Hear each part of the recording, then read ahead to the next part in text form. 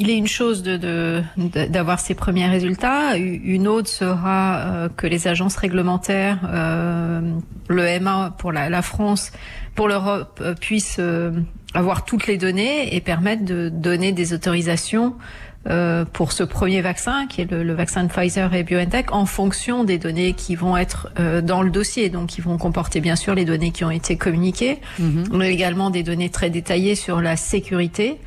Et en fonction de ces données, le vaccin va être ou non autorisé. Et est-ce qu'on aura assez de recul ? Parce que par exemple, sur les effets secondaires, on n'en sait rien en fait. Pour les effets indésirables, donc ce qui a été demandé, c'est d'avoir au minimum 2 mois de recul en médiane, c'est-à-dire la durée médiane de suivi des participants dans ces essais.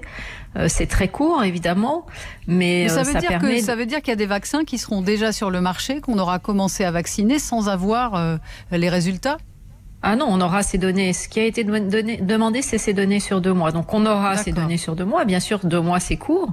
Et donc ce qui explique qu'on va vacciner en priorité les personnes qui sont le plus à risque de faire des complications de cette maladie, pour lesquelles on peut accepter qu'il y ait des effets indésirables. Donc on va, dans le cadre de ce qu'on appelle la balance bénéfice-risque, on va prioriser pour les premières doses de vaccin. Tout le monde ne va pas être vacciné en même temps. On va avoir des vaccins petit à petit pour commencer les gens qui sont le plus à risque de faire des formes sévères.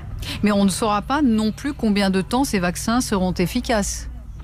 Alors on va avoir ces données-là progressivement. On commence à avoir des données sur la persistance de la protection que confère l'infection.